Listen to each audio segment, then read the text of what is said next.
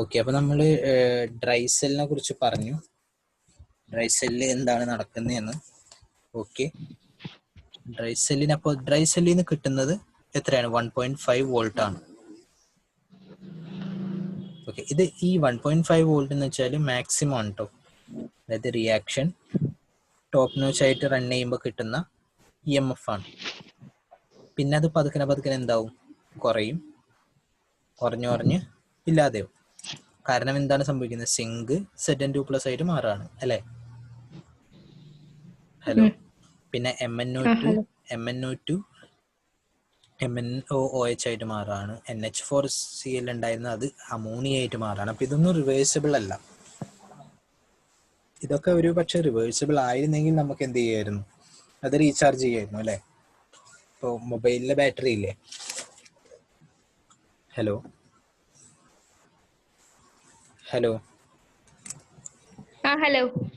മൊബൈലിലെ battery നമുക്ക് എന്താണ്, നമുക്ക് അത് ഡിസ്ചാർജ് ചെയ്ത് കഴിഞ്ഞാൽ നമുക്ക് അത് റീചാർജ് ചെയ്യാമല്ലോ അല്ലേ? പിന്നീട് അതിലേക്ക് കറണ്ട് അപ്ലൈ ചെയ്താൽ പോരെ? ഓക്കെ, അപ്പൊ അങ്ങനെയല്ല, ഇത് റീചാർജ് ചെയ്യാൻ പറ്റില്ല. ഇനി നമുക്ക് ഈ മെർക്കുറി സെൽ, അതായത് നമ്മളുടെ വാച്ചിലൊക്കെ ഇടുന്ന ചെറിയ ബാറ്ററി, വാച്ചിൽ പിന്നെ ലേസറിൻ്റെ അതിലൊക്കെ ഇടുന്നത്, ഇത് വളരെ ചെറിയ വെയിറ്റിന് ഇത് നമുക്ക് ഉണ്ടാകാൻ പറ്റും. അപ്പോൾ എന്താണെന്ന് വെച്ചാൽ ഇതിൽ ആനോഡ് എന്താണ്? Zinc mercury അമാൾഗമാണ്. അമാൾഗം എന്ന് വെച്ചാൽ അറിയാലോ, ഒരു മെറ്റലും മെർക്കുറിയും തമ്മിലുള്ള ഒരു സൊല്യൂഷനാണ്. ക്ലിയർ അല്ലേ? കാത്തോഡിൽ എന്താണെന്ന് വെച്ചാൽ നമ്മുടെ മെർക്കുറി ഓക്സൈഡും കാർബണും തമ്മിലുള്ള ഒരു പേസ്റ്റാണ്. ഓക്കെ, ഇലക്ട്രോലൈറ്റ് ആയിട്ട് എന്താണ് ആക്ട് ചെയ്യുന്നത്? പൊട്ടാസ്യം ഓക്സൈഡും പൊട്ടാസ്യം ഹൈഡ്രോക്സൈഡും സെഡൻ ഓക്സൈഡും കൂടിയുള്ളൊരു പേസ്റ്റ്. അപ്പോൾ ഇവിടെ എന്താ സംഭവിക്കാന്ന് വെച്ചാൽ ആനോഡിൽ എന്താണ്? സിങ്ക് മെർക്കുറി അല്ലേ? അപ്പോൾ സിങ്ക് മെർക്കുറി നമ്മളുടെ ഈ പൊട്ടാസ്യം ഹൈഡ്രോക്സൈഡിൻ്റെ KOHൻ്റെ OH- ആയിട്ട് റിയാക്ട് ചെയ്യും. അപ്പോൾ എന്ത് സംഭവിക്കും? ആനോഡ് ആയതുകൊണ്ട് ഇവിടെ 2 ഇലക്ട്രോൺ. ഹലോ,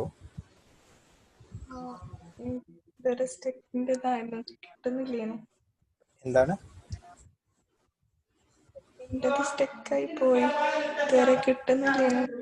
കുഴപ്പമില്ല, ഞാൻ റെക്കോർഡ് ചെയ്യുന്നുണ്ട് എന്തായാലും.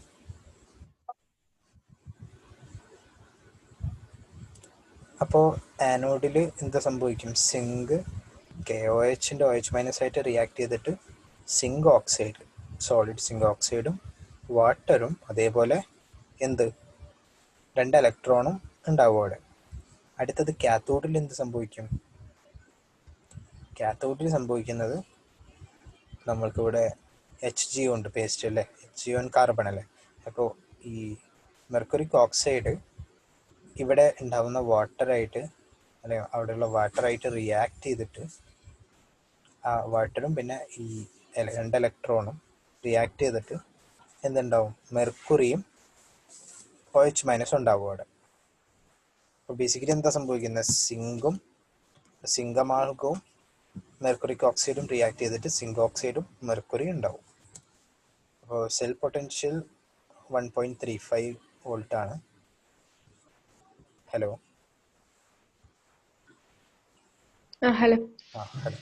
അപ്പോൾ 1.35 വോൾട്ട് ആണ് സിങ്ക് പൊട്ടൻഷ്യൽ. ഇവിടെ ഇതിനും എന്ത് സംഭവിക്കും?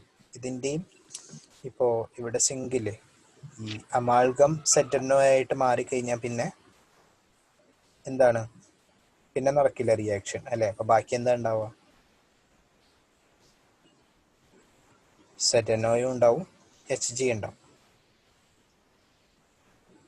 ഹലോ. അപ്പം നിങ്ങൾ ഒരു പുതിയ ഒരു മെർക്കുറി സെല്ലും യൂസ്ഡപ്പ് ആയ ഒരു മെർക്കുറി സെല്ലും തമ്മിലുള്ള വ്യത്യാസം എന്തായിരിക്കും? പുതിയ മെർക്കുറി സെല്ലിൽ നമുക്കുണ്ടാവുക എന്തൊക്കെയാണ്? സിങ്ക് അമാൾഗം ഉണ്ടാവും, പിന്നെ HgO carbon, KOH zinc oxide. പക്ഷേ പഴയത്, അതായത് യൂസ്ഡപ്പ് ആയത് എന്താ ഉണ്ടാവുക? സിങ്ക് ഓക്സൈഡും മെർക്കുറി. Liquid mercury. സിങ്ക് ഓക്സൈഡും ലിക്വിഡ് മെർക്കുറി. കാരണം സിങ്ക് അമോൾഗം യൂസ് ആവപ്പെടും, അതേപോലെ മെർക്കുറിക് ഓക്സൈഡും യൂസ്ഡ് ആവപ്പെടും. ഓക്കെ, ഇനി നമുക്ക് ഇപ്പോൾ പറഞ്ഞത് പ്രൈമറി ബാറ്ററീസ് ആണ്, അതായത് നമുക്ക് റീയൂസ് ചെയ്യാൻ പറ്റില്ല. അതേപോലെ ഇതിന് നമുക്ക് ആദ്യം ഇലക്ട്രിസിറ്റി അപ്ലൈ ചെയ്യേണ്ട ആവശ്യമില്ല. ഓക്കെ, അതേപോലെ മെറ്റീരിയൽസ് കഴിയുന്നവരെയാണ് അതിൻ്റെ ലൈഫ്. അടുത്ത സെക്കൻഡറി ബാറ്ററി എന്ന് പറയുമ്പോൾ നമ്മൾക്കത് റീയൂസ് ചെയ്യാൻ പറ്റും, അതായത് വീണ്ടും വീണ്ടും, അതായത് ഇപ്പോൾ ഒരു റിയാക്ഷൻ നടക്കുന്നതുകൊണ്ടല്ലേ നമുക്ക് അവിടെ നിന്ന് പൊട്ടൻഷ്യൽ കിട്ടുന്നത്. അപ്പോൾ നമുക്ക് ഇലക്ട്രിസിറ്റി കൊടുത്ത് അത് റിവേഴ്സ് ചെയ്യാൻ പറ്റുകയാണെങ്കിൽ എന്തായിരിക്കും, അത് വീണ്ടും നമുക്ക് യൂസ് ചെയ്യാം അല്ലേ. അതായത് ചാർജ് ചെയ്തിട്ട് ഡിസ്ചാർജ് ചെയ്യുമ്പോൾ നമുക്ക് ഡ്രോ ചെയ്യാം, മൊബൈലിലെ ബാറ്ററിയൊക്കെ പോലെ. ഹലോ, മൊബൈലിലെ ബാറ്ററി, അതേപോലെ കാറിലെ ബാറ്ററി, അതൊക്കെ പോലെ. അപ്പോൾ അതിൻ്റെ ഒരു എക്സാമ്പിളാണ് lead storage battery. Lead storage battery എന്ന് പറഞ്ഞാൽ ആനോഡ് എന്താണ്, ലെഡ്. ഹലോ, ആനോഡ് ലെഡ് ആണ്, കാഥോഡ് എന്താണ്, ലെഡ് ഓക്സൈഡിന്റെ ഒരു ഗ്രിഡാണ്. ഒരു ലെഡിന്റെ ഗ്രിഡ് ഉണ്ട്, അതിൻ്റെ ഉള്ളിൽ ലെഡ് ഓക്സൈഡ് ഉണ്ടാവും. ഇലക്ട്രോലൈറ്റ് H2SO4 ആണ്, 38% H2SO4. ഓക്കെ, അപ്പോൾ ഇത് നിങ്ങൾ ഇവിടെ കണ്ടിട്ടുണ്ടോ, അതായത് നിങ്ങളുടെ കാറിലെ ബാറ്ററി ഒക്കെ കണ്ടിട്ടുണ്ടോ? ഹലോ, കാറിന്റെ ബാറ്ററി, കാറിൽ വെള്ളം ഒഴിക്കുന്നോ കണ്ടിട്ടുണ്ടോ? റേഡിയേറ്ററിലല്ല, മറ്റേ ഇവിടെ. ഓക്കെ, അപ്പൊ ഒരു വലിയ ബാറ്ററി ഉണ്ടാവും കാറിൽ, ഒരു വലിയ ബാറ്ററി ഉണ്ടാവും അല്ലേ, നല്ല വെയിറ്റ് ഒക്കെ ഉള്ളത്. അതിനിവിടെ ഇങ്ങനെ തുറക്കാനൊക്കെ ഉള്ള ഇതുകൾ ഉണ്ടാവും. അധികം നമുക്ക് തുറന്നിട്ട് വെള്ളമൊക്കെ ഒഴിക്കണം. അപ്പൊ എന്തിനാണ് വെള്ളം ഒഴിക്കുന്നത് നമുക്ക് നോക്കാം. ആദ്യം ആനോഡിൽ എന്താ സംഭവിക്കുന്നത്. ആദ്യം ആനോഡിൽ ലെഡ് അല്ലേ, അപ്പൊ ലെഡ് നമ്മളുടെ H2SO4 ഇവിടെ ഉണ്ട്. H2SO4ന്റെ SO2- അയോൺസ് അതിനെ ലെഡ് സൾഫേറ്റും ആയിട്ട് കൺവേർട്ട് ചെയ്യുമ്പോൾ 2 ഇലക്ട്രോൺ ഉണ്ടാവും. ഈ 2 ഇലക്ട്രോൺ പോയിട്ട് കാഥോഡിലെ ലെഡ് ഓക്സൈഡാണല്ലോ, ലെഡ് ഓക്സൈഡും അതേപോലെ നമ്മുടെ H2SO4ലെ എന്താണ് H+ അയോൺസും അതേപോലെ SO2- അയോൺസും കൂടി റിയാക്ട് ചെയ്തിട്ട് ഇവിടെയും ലെഡ് സൾഫേറ്റും എന്തുണ്ടാവും, വെള്ളം ഉണ്ടാവും.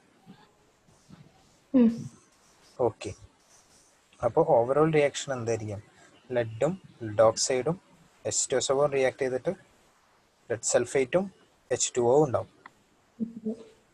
ഓക്കെ, അപ്പോൾ ഇതാണ് എന്ത്, ഡിസ്ചാർജിങ് റിയാക്ഷൻ. അതായത് ഈ റിയാക്ഷൻ നടക്കുമ്പോഴാണ് നമുക്ക് എന്ത് കിട്ടുന്നത്, കറണ്ട് നമ്മൾ ഇവിടെ നിന്ന് ഡ്രോ ചെയ്യുന്നത് അല്ലേ.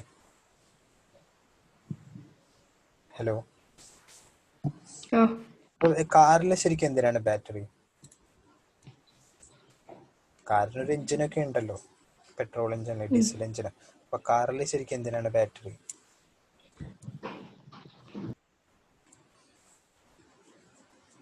ഹലോ,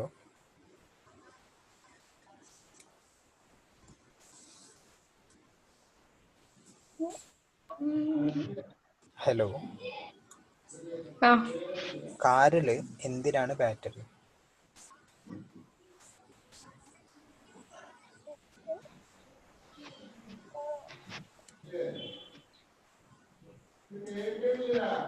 ക്വസ്റ്റ്യൻ ക്ലിയർ ആണോ?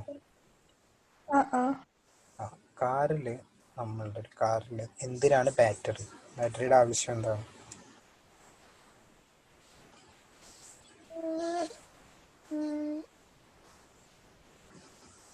ഹലോ, കാറിലിപ്പോ കാറിന്റെ എൻജിൻ ജംപ് സ്റ്റാർട്ട് ചെയ്യണം അല്ലേ, അത് സ്റ്റാർട്ട് ചെയ്യണം. അത് അവിടെ എന്താ നടക്കുന്നത് ശരിക്കും, നമ്മൾ ഫോസിൽ ഫ്യൂവല്, അതായത് ഡീസലോ പെട്രോളോ കത്തിച്ചിട്ട് അതുകൊണ്ട് നമ്മളവിടെ എൻജിൻ വർക്ക് ചെയ്യിക്കുകയാണ്. അവിടെ അത് കറങ്ങണം, ടർബൈനൊക്കെ. അപ്പം അതിന് ജംപ് സ്റ്റാർട്ട് കിട്ടാൻ വേണ്ടിയിട്ടാണ് ബാറ്ററി നമ്മൾ യൂസ് ചെയ്യുക. ക്ലിയർ ആണോ? ഹലോ ഹലോ ഇല്ല ആ സാർ, ക്ലിയർ അല്ലേ? എനിക്ക് ക്ലിയർ അല്ല. ഓക്കെ. അപ്പൊ കാറിന്റെ എഞ്ചിൻ, അതായത് കാർ എങ്ങനെയാ ഓടുന്നത് ശരിക്കും? എൻജിൻ ഓഫായിട്ട്.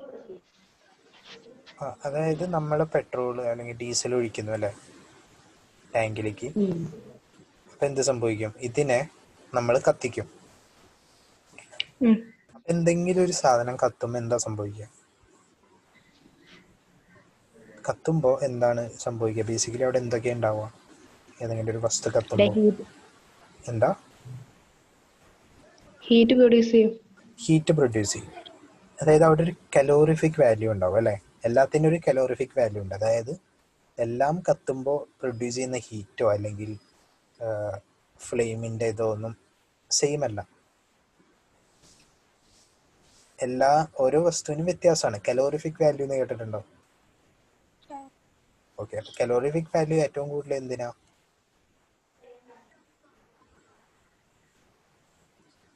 ഹലോ, 10th മറ്റോ പഠിച്ചതല്ലേ? കലോറിഫിക് വാല്യൂ ഏറ്റവും കൂടുതൽ എന്തിനാണ്? ഹലോ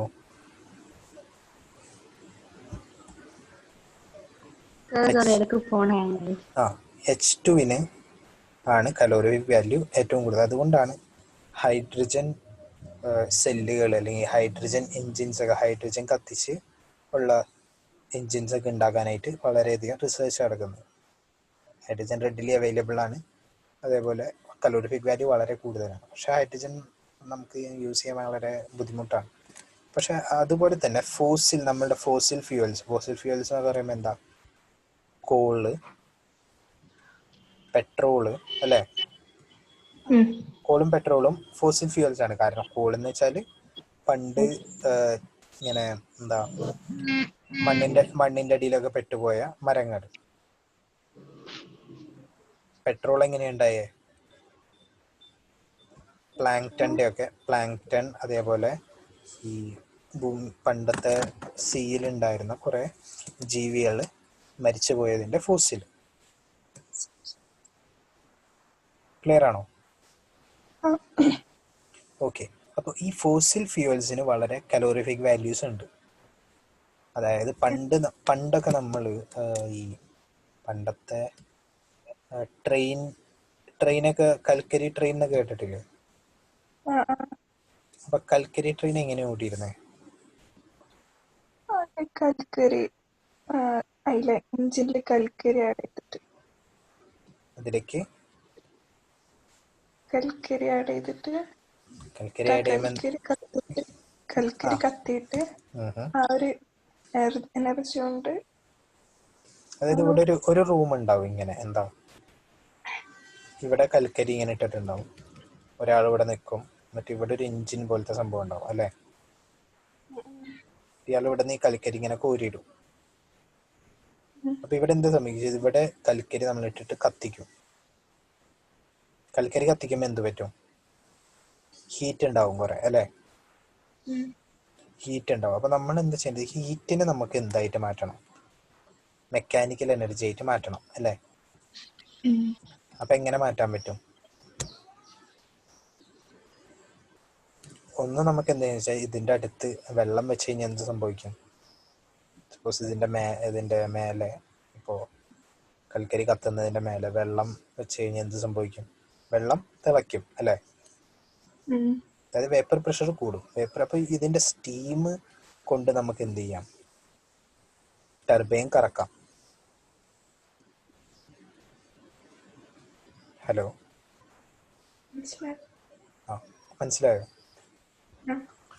അപ്പൊ അങ്ങനെയാണ് നമ്മളുടെ ഫസ്റ്റ് സ്റ്റീം എൻജിൻസ് ഒക്കെ അങ്ങനെയാണ് വന്നത്. സ്റ്റീം എൻജിൻസ് ഒക്കെ, അതായത് നമ്മളുടെ ഫസ്റ്റ് ട്രെയിൻസ് ഒക്കെ കൽക്കരിയിൽ ഓടുന്നത് അങ്ങനെ സ്റ്റീം എൻജിൻസ് ആയിരുന്നു. നമ്മൾ ഹീറ്റ് കൊണ്ട് വാട്ടർ യൂസ് ചെയ്ത് കറക്കിയിട്ട്, പിന്നീട് നമ്മൾ പതുക്കെ ഈ കൽക്കരിയേക്കാളും കുറച്ചുകൂടി എഫിഷ്യൻ്റ് ആയിട്ടുള്ള ഒരു കലോറിഫിക് വാല്യൂ കൂടി ഇത് കണ്ടുപിടിച്ചതാണ് എന്ത്? പെട്രോൾ. അപ്പോൾ ബേസിക്കലി പെട്രോള് കുറച്ചുകൂടി ചെറിയ എഞ്ചിനാക്കി കാറിന് വേണ്ടിയിട്ട്. അപ്പോൾ നമ്മൾ ഒഴിക്കുമ്പോൾ എന്ത് സംഭവിക്കും? പെട്രോൾ കത്തിച്ചിട്ട് ആ എനർജി കൊണ്ട് നമ്മളുടെ എൻജിൻ റൺ ചെയ്യിപ്പിക്കും അല്ലേ? അങ്ങനെയാണ് നമ്മളുടെ കാറൊക്കെ എന്താവുന്നത്, കാർ ഓടുന്നത്. നിങ്ങളപ്പോൾ ഇത് ശ്രദ്ധിച്ചിട്ടില്ല, അതായത് ആലോചിച്ചിട്ടില്ല എങ്ങനെയാണ് കാർ ഓടുന്നതെന്നൊക്കെ? ഹലോ ഹലോ കേൾക്കുന്നുണ്ടോ?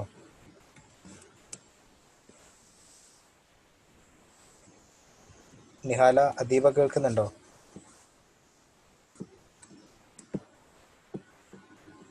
Hello hello. കേൾക്കുന്നുണ്ടോ? കേൾക്കുന്നുണ്ട്. എന്താ? കേൾക്കുന്നുണ്ട്. ഓക്കെ. അപ്പം ഇവിടെയൊക്കെ എന്താ ഇഷ്യൂ എന്ന് വെച്ചാൽ, നമ്മൾക്ക് പെട്ടെന്ന് സ്വിച്ച് ഇട്ട് ഓൺ ആക്കാൻ പറ്റില്ല ഈ എൻജിൻസ്. കാരണം എന്താണ്?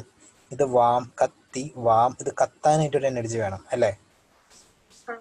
അപ്പോൾ ബേസിക്കലി നമ്മൾ ഇപ്പോൾ നമ്മളുടെ പഴയ ബൈക്കിലൊക്കെ കിക്കർ അടിക്കില്ലേ? അപ്പോൾ അവിടെ എന്താ ചെയ്യുന്നത്? ബേസിക്കലി കിക്കർ അടിക്കുമ്പോൾ ആ എൻജിൻ കിക്ക് സ്റ്റാർട്ട് ചെയ്യാണ് നമ്മൾ. ഒരു സ്പാർക്ക് കൊടുത്ത് അതേപോലെ തന്നെ ആ ടർബൈനൊക്കെ ഒന്ന് നമ്മൾ ആ കിക്കർ അടിച്ചൊരു എനർജി കൊണ്ട് നമ്മൾ എന്ത് ചെയ്യാണ്? കിക്ക് സ്റ്റാർട്ട് ചെയ്യാണ്. അപ്പം അതേപോലെ തന്നെ നമ്മളുടെ ഈ കാറിൻ്റെ എൻജിനും എല്ലാത്തിനും നമ്മൾ ഒരു ഇപ്പോൾ ഓട്ടോമാറ്റിക് ഇതുണ്ട് സ്റ്റാർട്ട് ചെയ്യാനായിട്ട്. അതിലും നമ്മൾ എന്താ ചെയ്യുന്നത്? സ്പാർക്ക് കൊടുക്കുകയാണ് കത്തിക്കാനായിട്ട്. ഓക്കെ. അപ്പോൾ അതിന് നമുക്കൊരു എക്സിസ്റ്റിംഗ് എനർജി വേണം അല്ലേ, എൻജിൻ സ്റ്റാർട്ട് ചെയ്യുന്നതിന് മുമ്പ്? ഹലോ. അപ്പോൾ ഈ എൻജിനെ സ്റ്റാർട്ട് ചെയ്യിക്കാനായിട്ടാണ് നമുക്ക് കാറിൽ ബാറ്ററി വേണ്ടത്. ക്ലിയർ ആണോ? സാറേ, പറയൂ. ഈ ഓട്ടോമാറ്റിക് കാറും സാധാ കാറിന്റെ എഞ്ചിനൊക്കെ ഒരേ തന്നെ? അല്ല, ഞാൻ ഓട്ടോമാറ്റിക് കാർ എന്നല്ല ഉദ്ദേശിച്ചത്. ഞാൻ ഉദ്ദേശിച്ചത് മറ്റേ ഇപ്പോൾ കാറിൻ്റെ അല്ല, നമ്മളുടെ ബൈക്കിന് പണ്ട് എന്താണ്, നമുക്ക് കിക്കർ അടിക്കണമായിരുന്നു അല്ലേ? ഇപ്പൊ പക്ഷെ നമുക്ക് ഒരു സ്വിച്ച് അമർത്തിയാൽ മതി, സ്റ്റാർട്ട് ആവും. ഓക്കെ. ഓട്ടോമാറ്റിക് കാർ എന്ന് പറയുമ്പോൾ ബേസിക്കലി നമ്മൾ ഓടിക്കേണ്ട, അല്ലെങ്കിൽ ഗിയർലെസ് എന്നൊക്കെ ഉള്ളതാണ് ഓട്ടോമാറ്റിക് എന്നൊക്കെ ഇപ്പോൾ ഉള്ളതിൽ പറയുന്നത്. ഹലോ. ഗിയർ ഇല്ലെങ്കിൽ എന്താ പ്രശ്നം എന്നറിയോ? ഹലോ. ഗിയർ എന്ന് വെച്ചാൽ എന്താണ്? ഇപ്പോൾ ഇങ്ങനൊരു ഇതൊരു ഗിയറാണല്ലേ? അതേപോലെ ഇതിനേക്കാളും വലിയൊരു ഗിയർ ഉണ്ടാവും. അപ്പം ഈ ഗിയറുകൾ തമ്മിലുള്ള വ്യത്യാസം എന്താണ്? നമ്മളിതൊക്കെ ഒരു ഇതിൽ വെച്ചിട്ടാണ് കറക്കുന്നത് അല്ലേ? അതായത് ഈ എൻജിൻ കൊണ്ട് കറങ്ങുന്നത് ഒരൊറ്റ ടർബൈനെ ആയിരിക്കും. അപ്പം ഈ കറക്കാണ് നമ്മൾ യൂസ് ചെയ്യുന്നത്. അപ്പം നമുക്ക് പക്ഷേ ഈ ടയർ ഒരൊറ്റ സ്പീഡിലല്ലല്ലോ എപ്പോഴും കറങ്ങേണ്ടത്. അപ്പോൾ നമുക്ക് വ്യത്യാസം വേണം. കാരണം എപ്പോഴും നമുക്ക് ബ്രേക്ക് പിടിക്കാനും പറ്റില്ല. അപ്പോൾ അത് ഒരൊറ്റ ഇതാണ് ഗിയറാണ് ഞാൻ യൂസ് ചെയ്യുന്നതെങ്കിൽ അത് കേടാവും. അപ്പം എന്താ സംഭവിക്കുന്നത്? ഗിയർ ചേഞ്ച് ചെയ്യുമ്പോൾ സംഭവിക്കുകയെന്ന് വെച്ചാൽ, ഈ പല ലെങ്ത് പല വലിപ്പമാകുമ്പോൾ അതിൻ്റെ സ്പീഡിൽ വ്യത്യാസം വരും. അതായത് നിങ്ങളിപ്പോൾ ചെറുപ്പത്തിലൊക്കെ ഇങ്ങനൊരു പ്ലേറ്റ് പോലത്തെ ഇങ്ങനൊരു സാധനമുണ്ട്, ഇവിടെ ഒരു പിടിക്കാനുള്ളതുണ്ടാവും, ഇതിങ്ങനെ കറങ്ങിക്കൊണ്ടിരിക്കും. എന്താ പറയുക, മെരിഗോ റൗണ്ടോ? ഇതിങ്ങനെ കറങ്ങിക്കൊണ്ടിരിക്കും. ഇവിടെ നിന്ന് സൈഡിൽ നിന്ന് കറക്കാൻ പറ്റും. അപ്പം നമ്മൾ ഇവിടെ നടുക്ക് നിൽക്കുമ്പോൾ നമുക്ക് കറക്കം ഫീൽ ചെയ്യില്ല അല്ലേ? ഹലോ.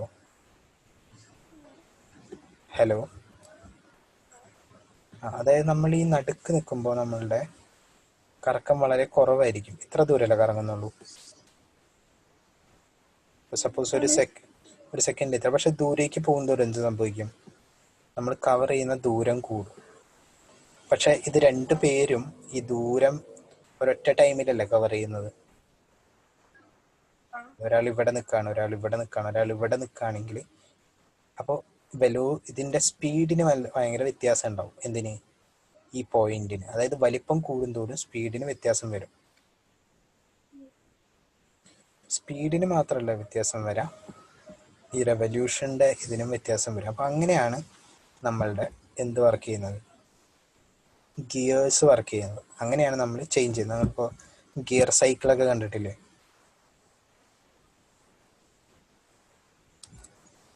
ഹലോ, മനസ്സിലായി. ഓക്കെ. അപ്പോൾ ഇവിടെ ബേസിക്കലി ഞാൻ എന്താണ് ഉദ്ദേശിച്ചതെന്ന് വെച്ചാൽ, ബാറ്ററി എന്തിനാണ് നമ്മൾ യൂസ് ചെയ്യുന്ന കാറിൽ നമുക്ക് എൻജിൻ കിക്ക് സ്റ്റാർട്ട് ചെയ്യണം. മാത്രമല്ല നമ്മളിപ്പോൾ വണ്ടി ഓഫ് ചെയ്യുന്നതിൽ ലൈറ്റ് ഓൺ ചെയ്യാനോ അതിനൊക്കെ ബാറ്ററിയാണ് യൂസ് ചെയ്യുക.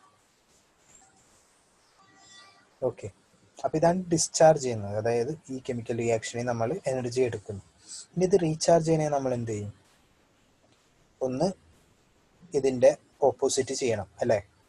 ലെഡ് സൾഫേറ്റ് വാട്ടർ ആഡ് ചെയ്തിട്ട് നമുക്ക് ലെഡും ലെഡ് ഓക്സൈഡും H2SO4 ക്രിയേറ്റ് ചെയ്യണം അല്ലേ?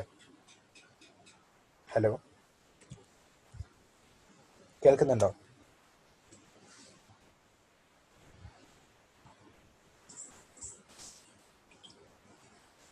ഹലോ,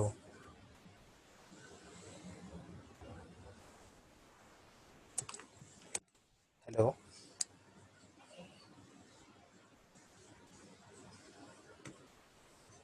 ഹലോ, കേൾക്കുന്നുണ്ടോ?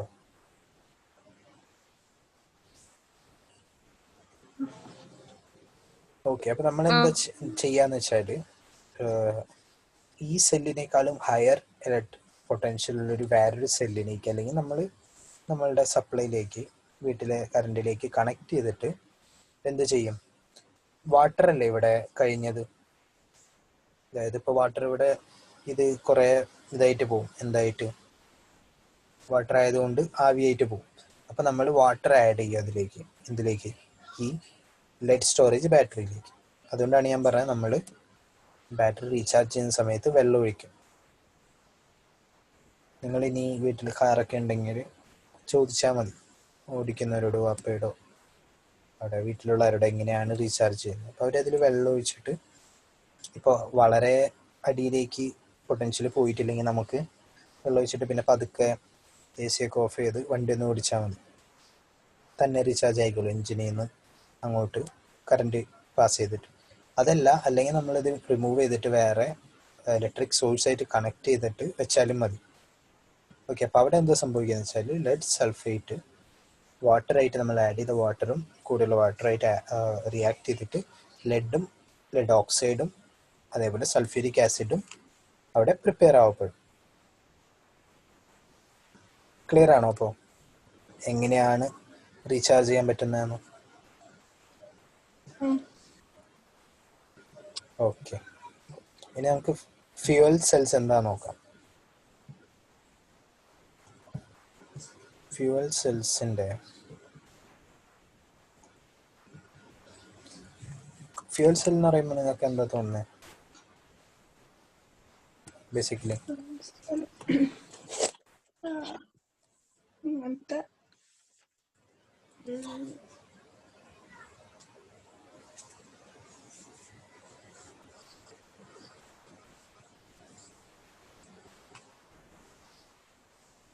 അറിയില്ല. അല്ല, ഒരു ഫ്യൂവൽ സെൽ, ഇപ്പോൾ നമ്മളുടെ സാധാരണ ബാറ്ററി ആയിട്ട് ഫ്യൂവൽ സെല്ലിൻ്റെ വ്യത്യാസം എന്താണെന്ന് വെച്ചാൽ, നമ്മളുടെ റിയാക്റ്റൻസ് ഇതിൻ്റെ ഉള്ളിലല്ല, നമ്മൾ പുറത്തുനിന്ന് ഒരു റിസർവോയർ വഴി അതിലേക്ക് ആഡ് ചെയ്യും. ക്ലിയർ ആണോ? ഒരു സെല്ലിലേക്ക് നമ്മൾ ആഡ് ചെയ്തുകൊണ്ടിരിക്കും. അതിൻ്റെ ഒരു എക്സാമ്പിൾ അല്ലെങ്കിൽ ഫ്യൂവൽ സെൽ. ഒരു മിനിറ്റ്.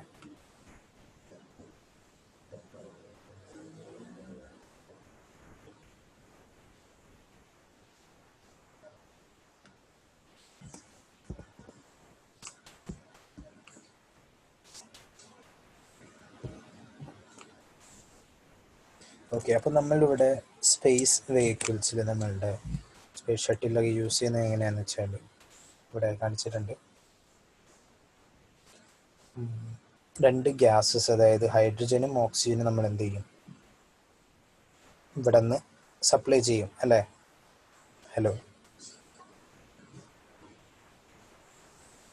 ഹലോ നമുക്കിവിടെ ആനോഡും കാത്തോഡും ഉണ്ട്. നമ്മൾ അതിലേക്ക് ഒരു സൈഡിൽ നിന്ന് കാത്തോഡിൻ്റെ സൈഡിൽ നിന്ന് ഓക്സിജനും ആനോഡിൻ്റെ സൈഡിൽ നിന്ന് ഹൈഡ്രജനും ആഡ് ചെയ്തിട്ട് റിയാക്ഷൻ കഴിഞ്ഞിട്ട് ഇതിലെ നമ്മൾ എന്ത് H2O പുറത്തേക്ക് എടുക്കും. എന്താ സംഭവിക്കുന്നതെന്ന് വെച്ചാൽ ബേസിക്കലി നമ്മൾ ഹൈഡ്രജനും ഓക്സിജനും കൂട്ടി വാട്ടർ ഉണ്ടാകുന്നു, അതാണ് നടക്കുന്നത്. പക്ഷെ അതെങ്ങനെയാണ് നമ്മളത് ചെയ്യുന്നതെന്ന് വെച്ചാൽ, ഹലോ കേൾക്കുന്നുണ്ടോ? അദീബ കേൾക്കുന്നുണ്ടോ?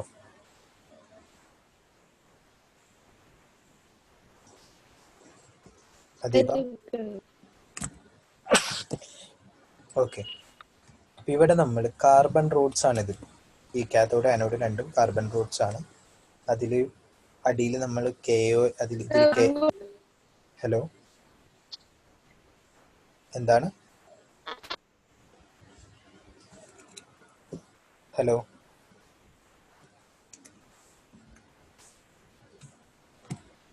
പറയോ ദീപ, എന്താ പറയുന്നുണ്ടേ?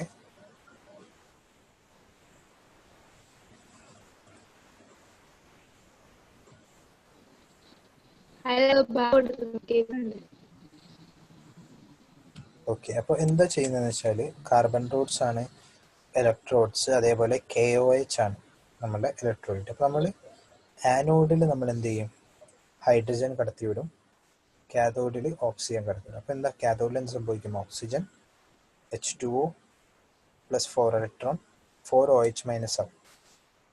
4OH മൈനസ് നമ്മുടെ ആനോഡിലെ രണ്ട് ഹൈഡ്രജൻ 4OH മൈനസ് റിയാക്ട് ചെയ്തിട്ട് വാട്ടർ ഉണ്ടാവും. അതിൻ്റെ കൂടെ എന്താ 4 ഇലക്ട്രോൺ ഉണ്ടാവും. അപ്പോൾ ഈ ഓവറോൾ റിയാക്ഷൻ എന്താ സംഭവിക്കുന്നത്? H2O2 രണ്ട് ഗ്യാസുകൾ കൂടി വാട്ടർ ഉണ്ടാവും. ഓക്കെ. അപ്പോൾ നമ്മൾ എന്ത് വിടും? ഇവിടെ നിന്ന് O2 ഇവിടെ നിന്ന് H2 വിടുമ്പോൾ അവസാനം H2O ഇതിൽ നമ്മൾ റിമൂവ് ചെയ്യും. ഇതിന് ഫ്യൂവൽ സെൽ എന്ന് പറയാൻ കാരണം നമ്മൾ ഇതിനെ ഫ്യൂവൽ ചെയ്യണം. എക്സ്റ്റേണലി നമ്മൾ ഇതിലേക്ക് റിയാക്റ്റൻസ് ആഡ് ചെയ്യും. അപ്പോൾ ഈ H2O2 ഞാൻ ഇവിടെ നിന്ന് ആഡ് ചെയ്തില്ലെങ്കിൽ ഈ സെല്ല് വർക്ക് ചെയ്യില്ല അല്ലേ? ഹലോ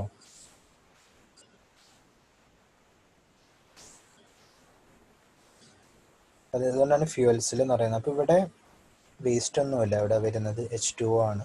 സ്പേസ് ഷട്ടിലൊക്കെ ഇതാണ് യൂസ് ചെയ്യുക. കാരണം എന്താ, H2O2 ലൈറ്റ് ആയിട്ടുള്ള ഗ്യാസസ് ആണ്. ഈ ഒരു സെല്ലുണ്ടായാൽ മതി, ഇതിലേക്ക് നമ്മൾ H2O കടത്തി വിടുക, തിരിച്ചു കിട്ടുന്ന H2O ആണ്. H2O അവിടെ വേറെ കാര്യങ്ങൾക്ക് യൂസ് ചെയ്യുകയും ചെയ്യാം. ഓക്കെ, ഫ്യൂവൽ സെല്ല് ക്ലിയർ ആണോ?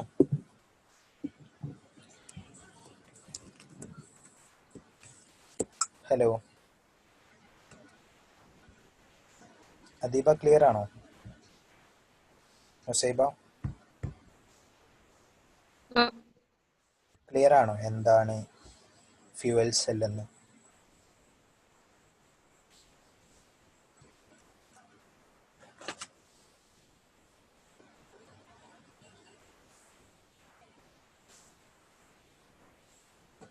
ഹലോ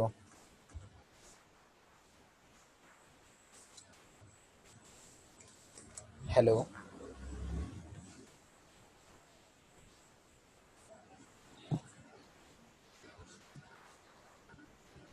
ഹലോ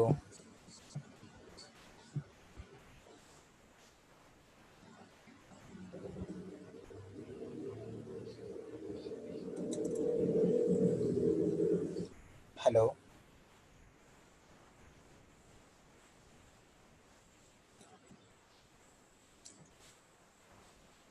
നമുക്ക് എന്തായാലും ഇന്നത്തെ ക്ലാസ് സ്റ്റോപ്പ് ചെയ്യാം. അതായത് കൊറോഷൻ ഒരു പുതിയ ടോപ്പിക്ക് നമുക്ക് അടുത്ത ക്ലാസ്സിൽ എടുക്കാം.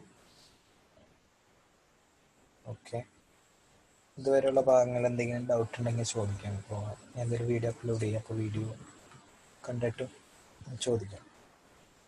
ഓക്കെ, കൊറോഷൻ തൊട്ട് നമുക്ക് അടുത്ത ക്ലാസ്സിൽ എടുക്കാം. Thank you.